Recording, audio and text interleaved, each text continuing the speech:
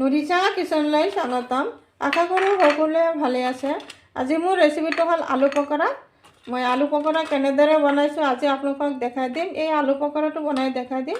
আপোনালোকে মোৰ ভিডিঅ'টো চাব কেনেদৰে আলু পকৰা বনাইছোঁ। আৰু ভিডিঅ'টো চোৱাৰ আৰম্ভণিতে এটা লাইকো দিব আৰু এটা কমেণ্টো কৰিব। আৰু মোৰ ভিডিঅ'টো আপোনালোকে ফুল চাব। খুব ধুনীয়াকৈ মই আলু পকৰাকেইটা বনাইছোঁ, একদম পূৰা মচমচীয়া। আলু পকৰা বনাবৰ কাৰণে মই ইয়াতে 9টা আলু ল'লোঁ, সৰু চাই আলু ল'লোঁ, লৈ বাকলি গুচাই ল'লোঁ, ভালদৰে ধুই ল'লোঁ। আৰু একেবাৰে সৰু নহয়, মিডিয়াম চাইজ আলুকেইটা। এতিয়া মই আলুকেইটা এটা গ্ৰেটাৰেৰে গ্ৰেট কৰি ল'ম।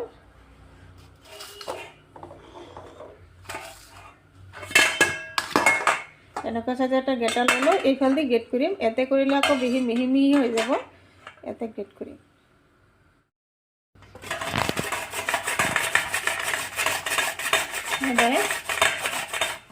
খুব ধুনীয়াকৈ পৰি আছে, একদম ফটাফট হৈ যায়। আৰু এটা ল'লোঁ,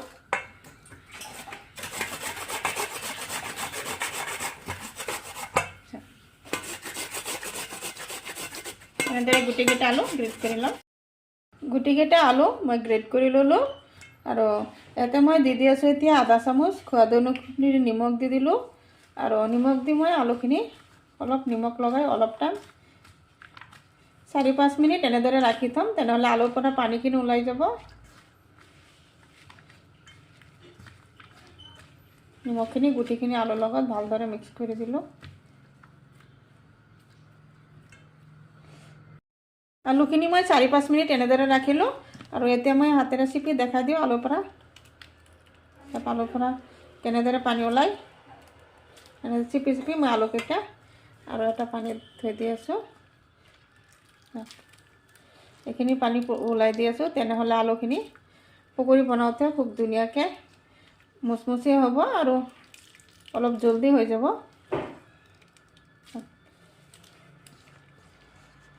বহুতখিনি পানী ওলাইছে।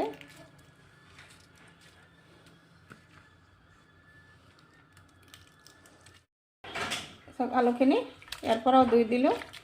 ধুই দি মই আৰু এটা বাটিত পানী ল'লোঁ, আৰু এটা বাটিত থ'ম। যেতিয়ালৈকে চাফা পানী নোলাব তেতিয়ালৈকে মই ধুই থাকিম। এনেদৰে 3-4 বাৰকৈ ধুই ল'ম।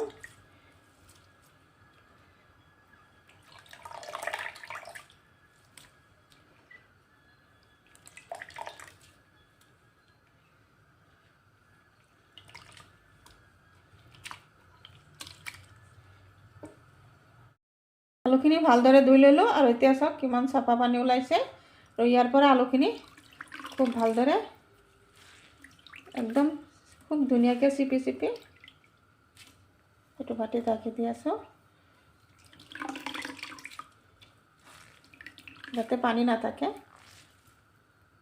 খুব ভালদৰে চিপি ল'লোঁ।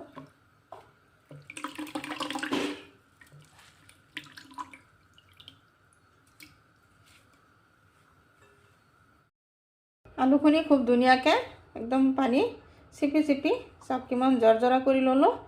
আৰু এতিয়া মই দি আছোঁ ইয়াতে আধা চামুচ নিমখ দি দিলোঁ। আৰু দি দিলোঁ ইয়াতে 4টা কেঁচা জলকীয়া আৰু 1 টুকুৰা আদা গ্ৰেট কৰি ল'লোঁ। আৰু কেঁচা জলকীয়াকেইটা এনেদৰে কাটি ল'লোঁ। গুটিখিনি আদা আৰু কেঁচা জলকীয়া দি দিলোঁ।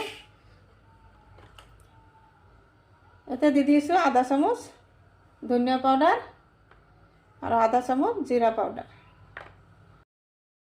ইয়াতে দি দিলোঁ 4 চামুচ চাউলৰ গুড়ি দি দিলোঁ।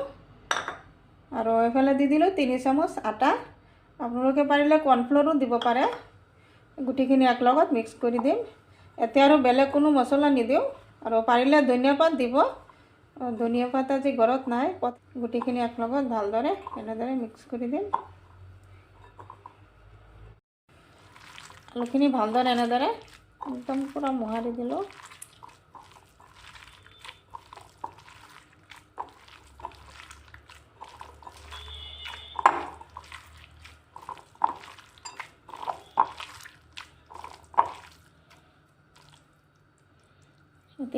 এনেকুৱা টাইপৰ কৰি কৰি দি দিম তেলত।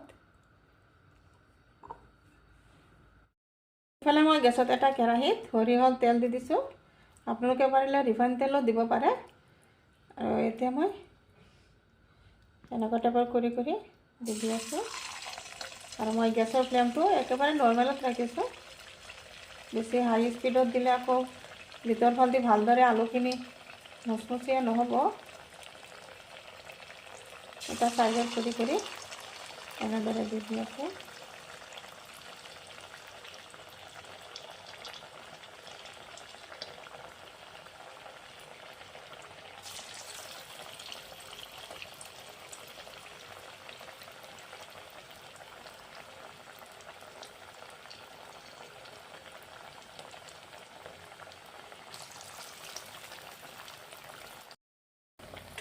এতিয়া মই পকৰাকেইটা ওলোটাই দিম। এটা চাইড কিমান ধুনীয়া হৈছে, এনেদৰে ওলোটাই দি আছে।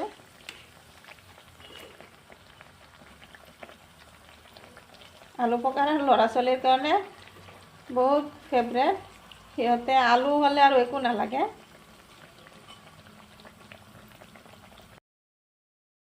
এই পকৰাকেইটা হৈ গ'ল। চব কালাৰকেইটা কিমান ধুনীয়া হৈছে। ইয়াতেতো মই কোনো ধৰণৰ মছলা দিয়া নাই। চব খুব ধুনীয়া কালাৰ হৈছে। এতিয়া মই নমাই দিম।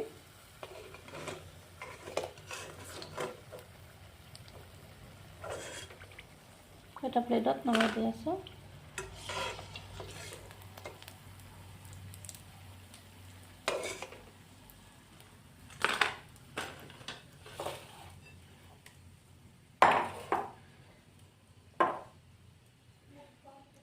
এতিয়া বাকী কেইটামানো দি আছে। এইটোতো অলপ টাইম লৈ ভাজিব লাগে, যিহেতু লাহে লাহে ভাজিব লাগে।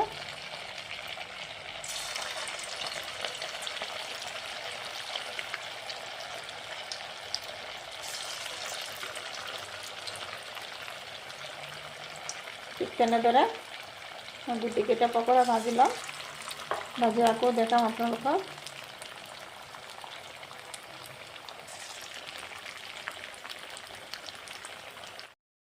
গুটিকেইটা আলু পকৰা বনোৱা হৈ গ'ল। খুব ধুনীয়া হৈছে। শব্দটো শুনা পাইছে কিমান ধুনীয়া হৈছে, মচমচীয়া। এটা মই ভাঙি দেখাই দিলোঁ। চব কিমান ধুনীয়া ভিতৰত। নিশ্চয় মোৰ ৰেচিপিটো ভাল লাগিছে। যদি ভাল লাগে লাইক শ্বেয়াৰ কমেণ্ট কৰিব।